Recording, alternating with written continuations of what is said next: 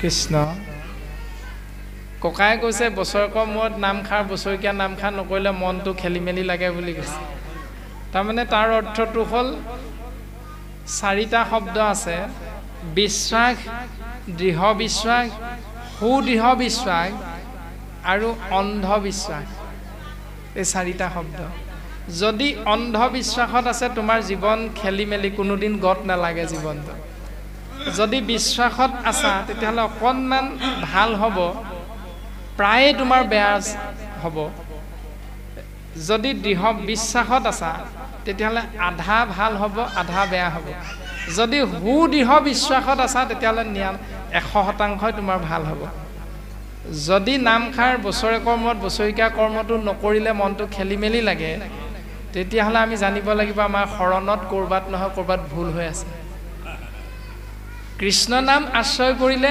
অবিশ্বাস হ'বলৈ একো কথাই নাই সুদৃঢ় বিশ্বাসটো নোহোৱাৰ বাবে আপোনাৰ মোৰ সন্দেহটো থাকি যায় আৰু তেনেকুৱা সন্দেহৰ বশৱৰ্তী হৈ থকা মানে আপোনাৰ মোৰ শৰণত ক'ৰবাত নহয় ক'ৰবাত খেলি মেলি এটা আছে সেই গণ্ডগোল এটা আছে কাৰণে আপোনাৰ মোৰ এনেকুৱা চিন্তাবিলাক আহি থাকে গতিকে ভাগৱতে আমাক সিদ্ধান্ত দিলে কাই বাক্য মন এক কৰি সুদৃঢ় বিশ্বাসে যেতিয়া তুমি ঈশ্বৰত শৰণ ল'বা তেতিয়া তুমি বাকি একো নকৰাকৈ অনায়াসে মুক্তি লাভ কৰিব পাৰিবা এতিয়া ককাই কৈছে কোনটো কৰ্মনো কৰিম সুদৃঢ় বিশ্বাসে কৃষ্ণৰ চৰণত শৰণ লোৱা নামত শৰণ লোৱা এতিয়া তাকে কৰিবলৈ যাওঁতে ভগৱন্তৰটো মায়াই আৱৰি আৱৰি ধৰেই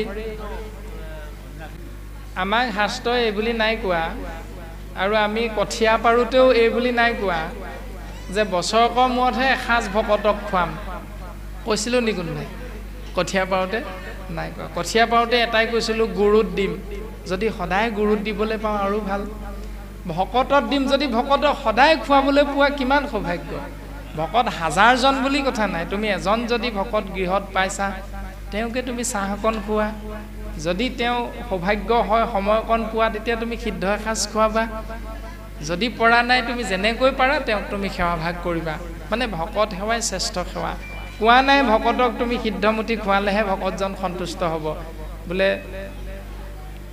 আমাৰ সমাজ ব্যৱস্থাত কিছু কিছু কথা চলিয়ে থাকে যে খোৱাটো ভাত মিঠা নে মাত মিঠা বুলি কয় নহয় যে ভাত মিঠা নে মাত মিঠা যদি খুৱাওতেও আগবঢ়াই দিওঁতে এগাল খা এই বুলি কয় তেতিয়াহ'লে সেইগাল অমৃত হ'লেও সি বিহলে ৰূপান্তৰিত হৈ যায় মনটো ভাল নালাগে যদি তুমি দিব জানা বোলে ককা আহকচোন চাহ অকণ খাব আপোনাৰ বাবে মই চাহ অকণ যোগাৰ কৰিছোঁ এই ককা মাতষাৰ শুনাৰ লগে লগে ককাৰ মনটো আনন্দত আত্মহাৰা হৈ যায় যে মোৰ নাতিয়ে মোক আজি চাহ দিব মোৰ বোৱাৰীয়ে আজি মোক চাহ দিব মনটো আনন্দত উৎফুল্লিত হৈ যায় এই বুঢ়াটো কেলেনো আহি থাকে জানো আমাৰ ঘৰলৈ এই বাক্যষাৰ যেতিয়া কাণত পৰিব তেতিয়া তেওঁক আৰু বেলেগ একো দিব নালাগে আৰু সেইকাৰণে সমস্তখিনি জীৱন অনিহা কৰি দিয়ে গতিকে ভাত মিঠা নে মাত মিঠা আমাৰ সমাজ ব্যৱস্থাৰ যিবিলাক চিন্তা আমি বুজি পাওঁ সেইকাৰণে গুৰুজনাই কৈছে পঞ্চভূতি দেহকেশে মায়া বুলি কয় তৰণ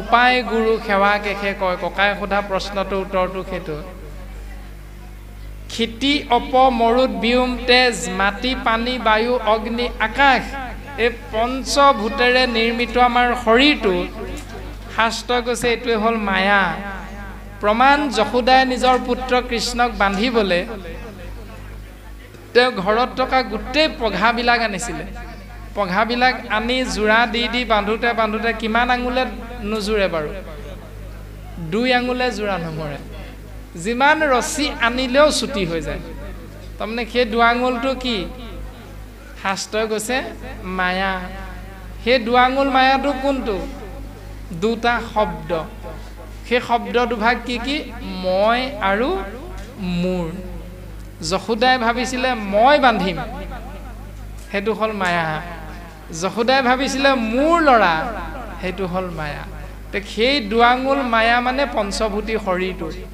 তাৰমানে মোৰ ল'ৰাটোৱে মেট্ৰিক পাছ কৰিলে, তাৰ ল'ৰাটোৱে ফেইল কৰিলে, সেইটো হ'ল মায়াটো। এইটো তোমাৰ ল'ৰা নহয়। ঈশ্বৰৰ কৃপাত আপুনি মই একেলগে মাত্ৰ সংসাৰত বসবাসহে কৰি আছোঁ। তাৰমানে আত্মাৰ কোনোদিন মৃত্যু নহয়, শৰীৰটোৰহে বিনাশ হয়।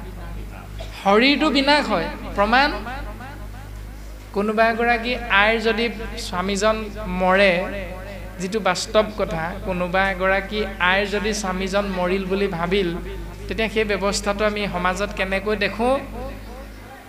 পত্নীগৰাকীয়ে যেতিয়া কান্দি থাকে ৰাতি 11টামান বজাত, তেতিয়া ক্ৰন্দনটো শুনি ওচৰ চুবুৰীয়া গোট খায়।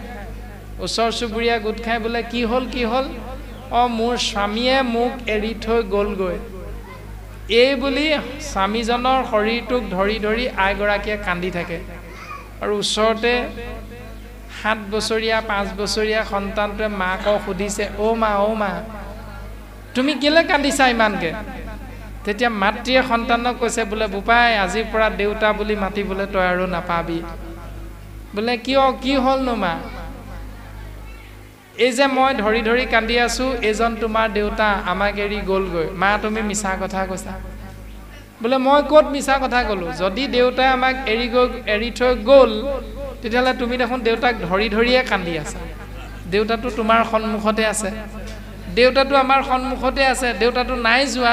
মা, তুমি মিছাকৈ কেলৈ কৈছা? দেউতা শুইহে আছে। তেতিয়া মাতৃয়ে ক'লে, নহয় শুনটো, এয়া তোমাৰ দেউতা নহয়। আকৌ মিছা কথা ক'লা। এবাৰ ক'লা দেউতা হয়, তোমাৰ দেউতা মৰিল, আমাক এৰি গ'লগৈ, আকৌ এতিয়া কৈছা তোমাৰ দেউতা নহয়। মা, তোমাৰ কিবা খেলি মেলি হৈছে। নহয় শুনটো, এয়া তোমাৰ দেউতা নহয়, এয়া তোমাৰ দেউতাৰ মৃত শৰীৰটোহে। এনেকৈ কয়নে বাৰু আমাৰ সমাজত? এইটো তোমাৰ দেউতাৰ মৃত শৰীৰটো, এয়া তোমাৰ দেউতা নহয়। দেউতা অনন্ত ধামলৈ গতি কৰিছে। তাৰমানে আত্মাতত্ব অনন্ত ধামত গুচি গ'ল। তাৰমানে আত্মাৰ মৃত্যু হোৱা নাই, দেউতাকৰ মৃত্যু হোৱা নাই, দেউতাকে শৰীৰটো এৰি থৈ গুচি গ'ল। দেউতাক মৰা নাই। মানে দেউতাক মানে শৰীৰ নহয়, দেউতাক মানে হ'ল আত্মা। যদি দেউতাক মানে আত্মাটো সত্য, তেতিয়াহ'লে বছৰেকৰ মূৰত যে বছৰিকাটো পাতোঁ, সেইটো শুদ্ধ নে অশুদ্ধ? দেউতাকটো মৰা নাই। নমৰা আত্মাৰ বাবে আপুনি মই বছৰিকীয়া কৰা, ছমহীয়া কৰা নিয়মটো ভাগৱতে শুদ্ধ বুলি কৈছে জানো? নাই কোৱা। যদি নাই কোৱা, তেতিয়াহ'লে আপুনি মই আশ্ৰয় কৰাটো ভুল। এই দৰ্শনটো দিছে তেনেকৈ। দেউতা মৰা নাই, দেউতা আছে, মাত্ৰ শৰীৰটো সলনি কৰিছে। এতিয়া শৰীৰ যদি আমি বছৰিকীয়াটো পাতি থাকোঁ, তেতিয়াহ'লে শৰীৰটোৰ বাবে পাতোঁ। আৰু শৰীৰটো হ'ল প্ৰেত, মানে ভূত প্ৰেত বুলি কোৱা হৈছে। ভূত পঞ্চভূতেৰে গঠিত কাৰণে শৰীৰটোক ভূত বুলি কোৱা হয়। সুন্দৰ ব্যৱস্থাটো যদি আমি বুজিবলৈ চেষ্টা কৰোঁ, তেতিয়াহ'লে সেইবিলাক কৰাটো ভাগৱতে নাই কোৱা। ভাগৱতে এটাই সিদ্ধান্ত দিছে, পঞ্চভূতি দেহক একে মায়া বুলি কয়, যে মই মোৰ ধন মোৰ জন, মই হ'লোঁ মহাজন, ঐশ্বৰ্য বিভূতি মোৰ আছে, মোৰ মাটি মোৰ বাৰী মোৰ গাড়ী মোৰ ধন মোৰ সম্পত্তি মোৰ ল'ৰা মোৰ ছোৱালী, মই কৰিছোঁ, মই খুৱাইছোঁ, মই পিন্ধাইছোঁ। এইকেইটাই হ'ল মায়া। এই দুটা মায়া। মায়া দুটাৰ পৰা তুমি কেনেকৈ পৰিত্ৰাণ পাবা? উত্তৰটো দিছে, তৰণ উপায় গুৰু সেৱাকেহে কয়। তুমি 365 দিন প্ৰত্যেক দিনাই পুৱা গধূলি যেতিয়া সময় পাইছা, তেতিয়া গুৰু সেৱা কৰা। গুৰু সেৱাৰ মাধ্যমেৰে নিজক সংস্কাৰী কৰা। তেতিয়া বুজি পাবা, যিটো ল'ৰাৰ মেট্ৰিক পৰীক্ষাত উত্তীৰ্ণ হ'বৰ বাবে নামঘৰত চাকি দিছিলোঁ, প্ৰভু মোৰ ল'ৰাটো মেট্ৰিকত সুন্দৰকৈ পাছ কৰক, সেই ভাৱনাটো আঁতৰি সেইদিনাৰ পৰা কি হ'ব? প্ৰভু 2025 বৰ্ষত যিমান মেট্ৰিক পৰীক্ষাৰ্থীয়ে পৰীক্ষা দিছে, প্ৰত্যেকজন পৰীক্ষাৰ্থীকে তুমি এক কণিকা কৃপা কৰা। এই ভাৱনাটোলৈ সলনি হৈ যাব। তাৰমানে মোৰ ল'ৰা নহয় কোনো, প্ৰত্যেকজন পৰীক্ষাৰ্থীয়ে আপোনাৰ ল'ৰা, প্ৰত্যেকগৰাকী পৰীক্ষাৰ্থীয়ে আপোনাৰ ছোৱালী। মাত্ৰ পালনৰ ক্ষেত্ৰত আমি এই সংসাৰখনত কেইজনমান ব্যক্তি লগ লাগি থাকোঁ। মোৰ বুলি আমি ভাবি থাকোঁ, এয়া মোৰ নহয়। যদি মোৰ আমি ৰাখিব কিয় নোৱাৰিলোঁ? সেইটোৱে হ'ল ভগৱন্তৰ মায়া।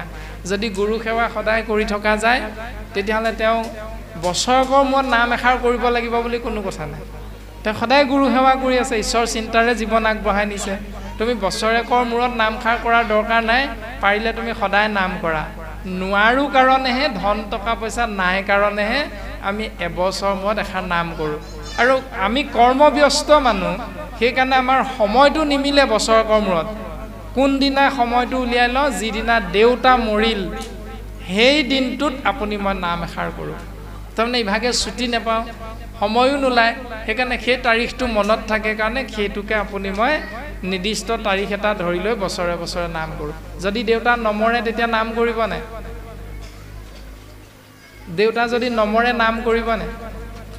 নকৰোঁ। তাৰমানে ভক্ত নহয়, দেউতা মৰিলেহে নাম কৰিম, দেউতা মৰিলেহে কৃষ্ণ বুলি ক'ম, নমৰিলে কৃষ্ণ বুলি নক'ম। এনেকুৱা ধৰণৰ ভক্তি দৰ্শন নহয়। ভক্তি দৰ্শন খাওঁতে শুওঁতে উঠোঁতে বহোঁতে খোজে কাটলে বাক্যে বচনে কেৱল কৃষ্ণ হৰি বিষ্ণু ৰাম জগত প্ৰসিদ্ধ নামৰ মাধ্যমেৰে তুমি জীৱন আগবঢ়াই নিয়া। যদি কাৰোবাক লগ পোৱা, তুমি পেগু বাপ এজনক যদি লগ পোৱা, বোলে কৃষ্ণ পেগু বাপ ভালে আছে, কিন্তু অন্য দিনা হ'লে কি বুলি ক'ম? অ' পেগু কোনফালে যোৱা? সমনীয়া হ'লে বুলি ক'ম। কিন্তু শাস্ত্ৰই কৈছে তুমি সেই বুলিয়ে কোৱা, কিন্তু কৃষ্ণ নামটো যোগ কৰি দিয়াচোন তাত।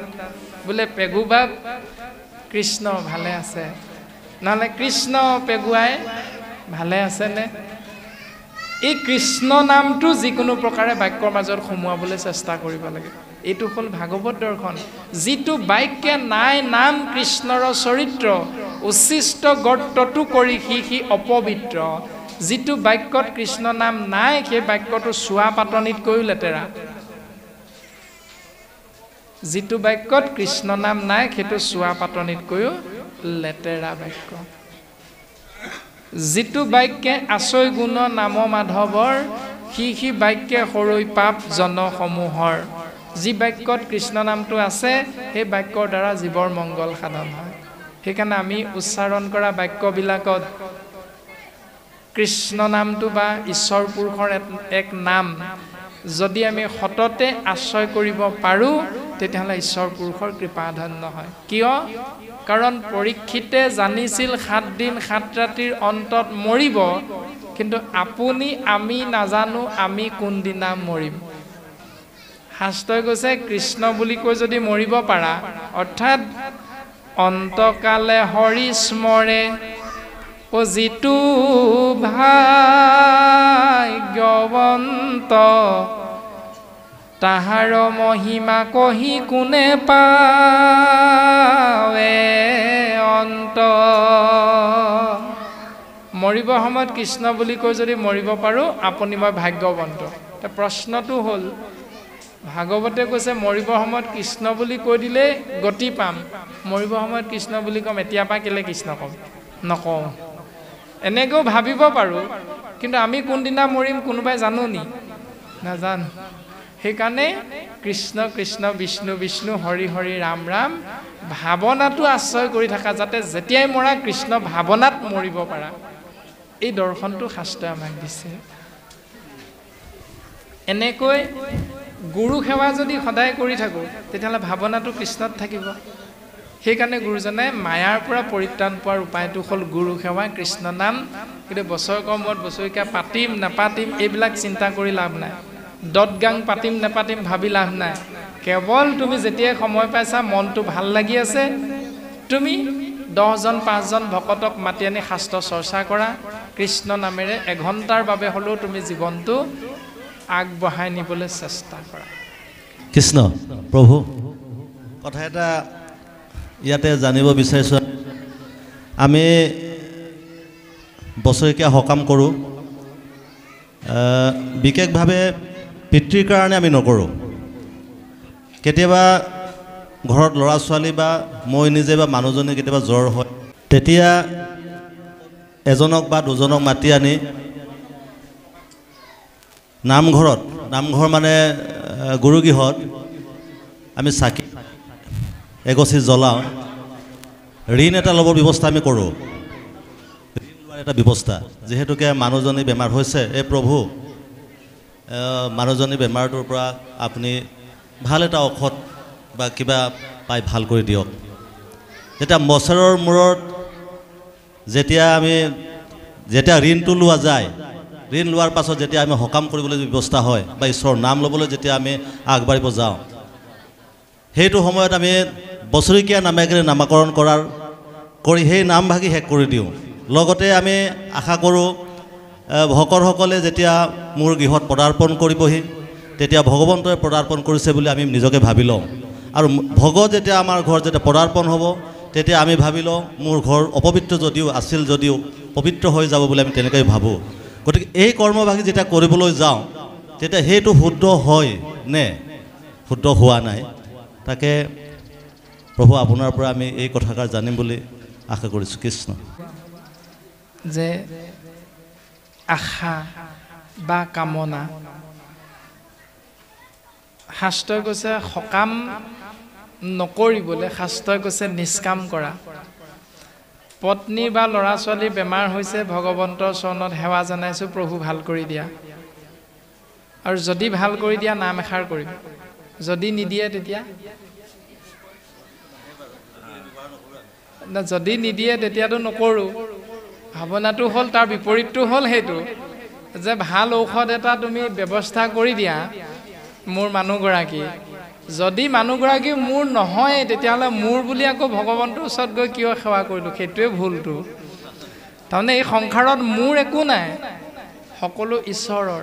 প্ৰভু তুমি এখন সংসাৰলৈ পঠিয়াইছা, আমি লগ লাগি আছোঁ, মাত্ৰ আমাৰ মাজত সত্য, শৌচ, ক্ষমা, দয়া এই চাৰিটা বস্তুৰে তোমাৰ চিন্তাৰে যাতে আমি জীৱন আগবঢ়াই নিব পাৰোঁ। আৰু তেনেকৈ আগবাঢ়ি যাওঁতে বাটত আমি লগ এৰা এৰি হ'ম, এইটো নিশ্চিত।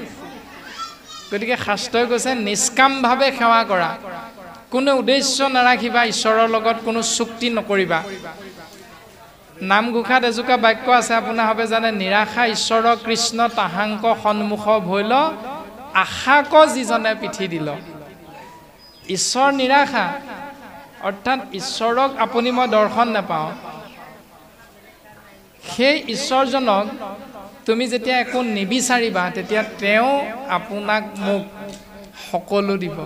কিন্তু যেতিয়া বিচাৰিবা, বিচৰাটোহে পাবা। এই দৰ্শনটো দিছে, বিচৰাটো পাবা সকাম কৰ্ম যিহেতু, যে মানুহগৰাকীৰ বেমাৰটো ভাল কৰি দিয়া, এই বুলি কৈ দিলোঁ, চাকি এগছ জ্বলাই বা টোপোলা এটা বান্ধিলোঁ। মানুহগৰাকী বেমাৰটো ভাল কৰিলে, তোমাক দিলে নহয় বেমাৰটো, কাৰণ কাৰোবাকতো দিব লাগিব, বেমাৰটো ট্ৰেন্সফাৰ হ'ব লাগিব কাৰোবাৰ ওচৰলৈ। মানুহগৰাকী বেমাৰটো ভাল কৰি সেই বেমাৰটো গ'ল কালৈ? তোমাৰ এনেকুৱা এজন সুহৃদক সেই বেমাৰটো দি দিব, যিটো তুমি মানুহজনীতকৈ তুমি ভাল পোৱা, তোমাৰ সন্তানটোক দি দিব। তেতিয়া তুমি আকৌ ভগৱন্তক ক'বা, প্ৰভু তুমি মোৰ সন্তানটোৰ বেমাৰ ভাল কৰি দিয়া। মানে ভগৱন্তৰ কাম সেইটোহে নি? অকল বেমাৰ ভাল কৰাটোহে নি?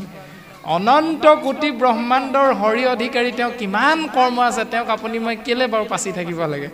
প্ৰভু আমুকটো কৰি দিয়া, তামুকটো কৰি দিয়া, তামুকটো দিয়া, আমুকটো দিয়া। এইবিলাক ভগৱন্তক আমি বিচৰাটো মনুষ্যৰহে কৰ্ম। ভগৱন্তক কোনোদিন আমি দিবলৈ ইচ্ছা নকৰোঁ, প্ৰভু তুমি ভালে থাকা, এই বুলি কোনোবাই কওঁনে? নকওঁ। কেলে নকওঁ? কাৰণ আপুনি মই স্বাৰ্থপৰ জীৱ। যে ভগৱন্তক আমি প্ৰত্যেক মুহূৰ্ততে বিচাৰোঁ, কিন্তু ভগৱন্তক কোনোদিন নিদিওঁ। দিওঁ তাকো নিজে খাই পেলাওঁ। এতিয়া আজি যিভাগ কল, কুঁহিয়া, মাহ প্ৰসাদ সজাই থৈছে শৰাইখনত, ভগৱন্তক খাব নি? নাখায়। এটা নিৰ্দিষ্ট সময়ত অনুষ্ঠান সামৰি নিজে খাম। এতিয়া নিজে খাম মানে কোনে খাব? ভকতে খাব। ভকত মানে কোন? ভকত হ'ল ভগৱান। এতিয়া ভগৱান ৰূপী ভকতজনটো স্বাভাৱিকতে মানুহেই, তাৰমানে মানুহেই হ'ল ভগৱান। যদি তুমি মানুহেই ভগৱান হয়, ভকতেই ভগৱান, মানুহেই ভগৱান হয়, তেতিয়াহ'লে বিদ্যালয় পাঠ্যপুথিত এজোকা বাক্য আছিল, নিজ ভালেই জগত ভাল। তুমি যদি চৰিত্ৰটো ভাল কৰি ল'ব পাৰা, তেতিয়াহ'লে তুমি সংসাৰত যি স্থানলৈকে নোযোৱা, তুমি তাতেই সন্মান পাবা। বিচাৰিব নালাগে সন্মান, তুমি তোমাৰ চৰিত্ৰটো ভাল কৰি লোৱা। এতিয়া আপোন ভালেই জগত ভাল, নিজ ভালেই জগত ভাল। গীতা শাস্ত্ৰত কৈছে, শৰীৰৰ ছয় চক্ৰ চিন্তে যিটোজন, তাহাৰ মৃত্যু ভয় গুচোৱা নাৰায়ণ। তেওঁহে মৃত্যু ভয়ৰ পৰা হাত সাৰিব পাৰে। এটা আমাৰ শৰীৰটোত এই নাভিৰ পৰা, কঁকালৰ পৰা ওপৰ দশক ঊৰ্ধ্ব, কঁকালৰ পৰা তলৰ দশত অৰ্ধ বুলি কয়। ঊৰ্ধ্ব আৰু অৰ্ধ, ঊৰ্ধ্ব হ'ল চন্দ্ৰমণ্ডল আৰু কঁকালৰ পৰা তলৰ ডোখৰ হ'ল সূৰ্যমণ্ডল এই সূৰ্যমণ্ডল আৰু চন্দ্ৰমণ্ডলক কেন্দ্ৰ কৰি 6খন চক্ৰ আছে এই 6খন চক্ৰত অষ্টদল পদ্ম আছে এই অষ্টদল পদ্মতে মন নামৰ বস্তুটো ঘূৰি ফুৰে কথাখিনি অকণমান ভিতৰুৱা তথাপিতো আমি আংশিক প্ৰকাশ কৰি দিয়া হৈছে মাত্ৰ এটা কাহিনী প্ৰকাশ কৰা হ'ব এখন গাড়ী যেতিয়া আপোনালোকৰ গাঁওখনত কোনোবা এজনে কিনিব সেই গাড়ীখন যদি পেট্ৰল চালিত ইঞ্জিনৰ গাড়ী হয় তেতিয়া সেই গাড়ীখন পেট্ৰল ডিপুটোত যেতিয়া গৈ সোমোৱাই দিব তেল ভৰাবলৈ তেতিয়া তেওঁ দেখিলে ডিজেলৰ সেই জেগাডোখৰত পেট্ৰলতকৈ ডিজেলৰ দামটো 10 টকা কম যদি পেট্ৰলৰ 90 টকা তেতিয়াহ'লে ডিজেলৰ কেইটকা কম 80 টকা 10 টকা কম এতিয়া গাড়ীৰ মালিকজনে পেট্ৰল চালিত ইঞ্জিনৰ গাড়ীখনত 10 টকা কমত পাইছো বুলি ডিজেল ভৰাই নে পেট্ৰল ভৰাই কি ভৰাব বাৰু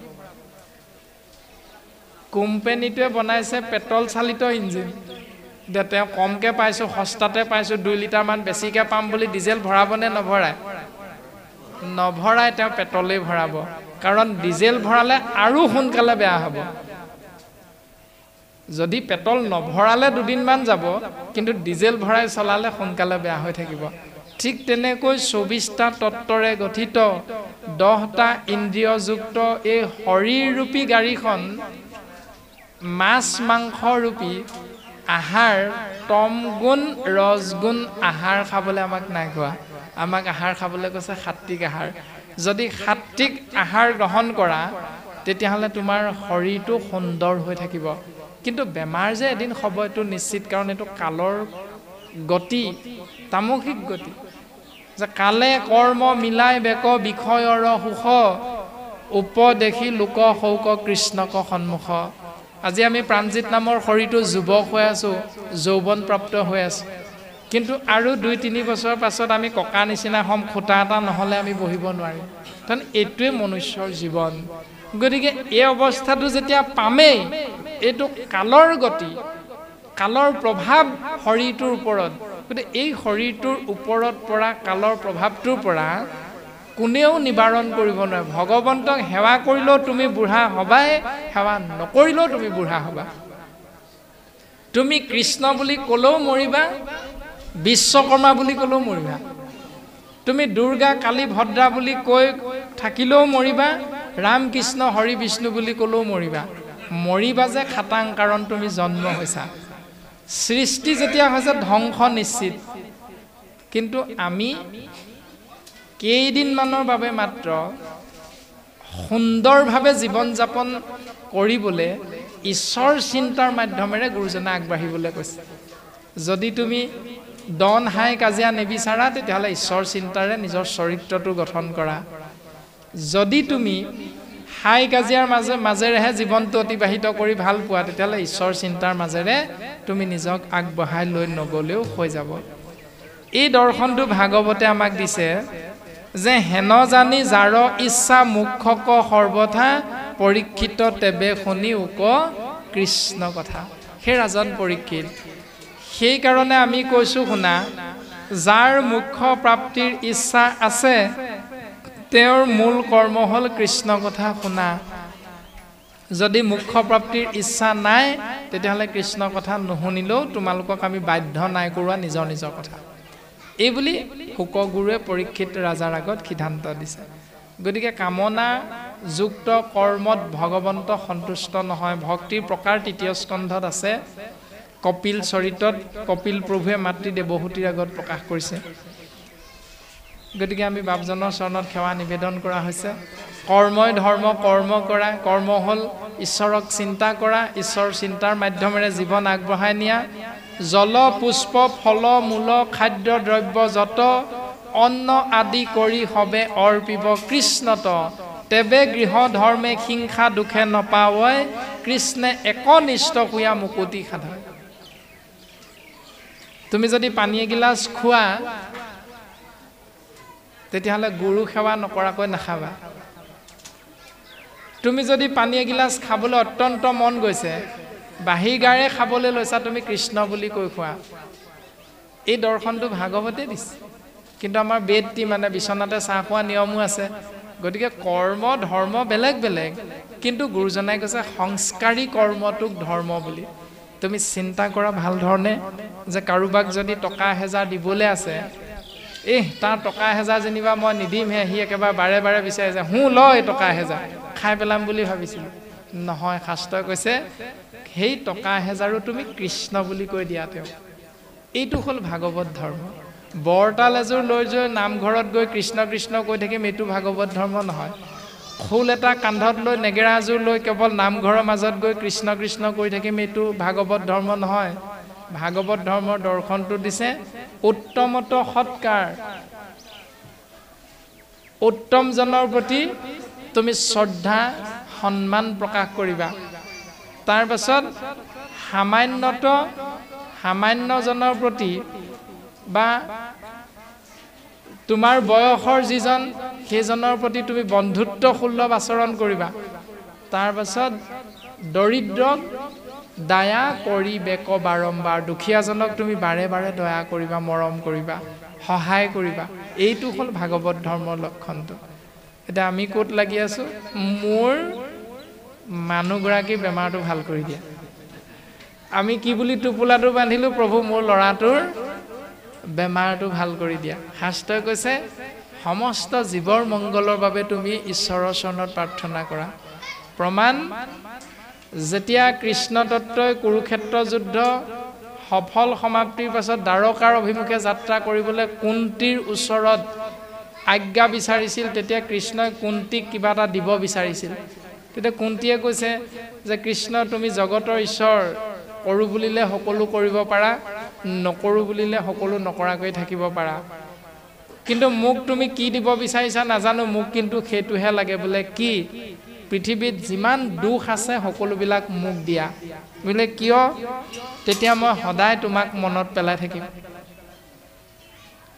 মহাসতী কুন্তীয়ে কৈছে যে পৃথিৱীত যিমান দুখ আছে গোটেইখিনি মোক দিয়া কাৰণ তেতিয়া মই তোমাক সদায় মনত পেলাই থাকিম আৰু আমি বিচাৰিছো কি সুখ পাইছো নাই সুখ এতিয়া নাই পোৱা কেলে নাই পোৱা আমি বিচাৰিছো সুখ নাই বিচৰা কি দুখ এটা পাইছো কি দুখ ৰাতিপুৱা চকুকেইটা মেলি আপুনি মই পূব পশ্চিম উত্তৰ দক্ষিণ চাৰিওফালে গতি কৰোঁ প্ৰত্যেকজন ব্যক্তিয়ে কি বিচাৰি যাওঁ সুখ বিচাৰি যাওঁ কিন্তু ঘূৰি আহি কওঁহি আজি নিচিনা দুখ আৰু নাই পোৱা জীৱনত বিচাৰি গৈছিলোঁ সুখ কিন্তু ঘূৰি আহি কলোহি পাইছোঁ দুখ ঘৰৰ পৰাই বিচাৰি যোৱাচোন দুখটো মই আজি যিমান দুখ পাওঁ সিমান সহ্য কৰিম দেখিবা তুমি ঘূৰি আহি আজি মই বহুত সুখ পালোঁ তাৰমানে তুমি সুখ বিচৰা নাছিলা তুমি বিচাৰিছিলা দুখ সেইকাৰণে ভগৱন্তই তোমাক দুখ নাই দিয়া সুখ দিছে তুমি বিচাৰি গৈছা সুখ পথটো ভুল হৈছে সেইকাৰণে তুমি পাইছা দুখ গতিকে ভগৱন্তৰ কৰ্মবিলাক তেনেকুৱা আমি মনুষ্য মলমতি মনুষ্য বুজাটো ইমান সহজো নহয় তথাপিতো সীমিত জ্ঞানেৰে যি দুই এক বুজি পোৱা হৈছে বুলি ভবা হৈছে তাকে আপোনাসৱৰ অগ্ৰত পদবন্ধে প্ৰকাশ কৰা হৈছে চাৰিও বেদৰ সাৰে হিখে নিশ্চয় জানি পৰীক্ষিত তুমি তেজিও সংশয় অল্পকালে সাধে সিদ্ধি কৃষ্ণৰ ভকতি দুই দণ্ডে পাইলা গতি খটাংগ নৃপতি খটাংগ নামৰ এজন ৰজাৰ এটা কাহিনী পৰীক্ষিতৰ আগত শুকগুৰুৱে ক'বলৈ আগবাঢ়িছে ভাগৱত ধৰ্মৰ দৰ্শনটোৰ বিষয়ে যে তোমাৰ উপৰি পুৰুষ খটাংগ নামৰ এজন ৰজা এই পৃথিৱীতে বসবাস কৰি আছিল তেওঁ দেৱতাসকলৰ ইচ্ছা অনুসৰি স্বৰ্গত গৈ বহু বছৰ আছিলগৈ কেলে আছিল দুষ্ট দৈত্য দানৱ অসুৰৰ অত্যাচাৰৰ পৰা দেৱতাসকলক ৰক্ষা কৰি আছিল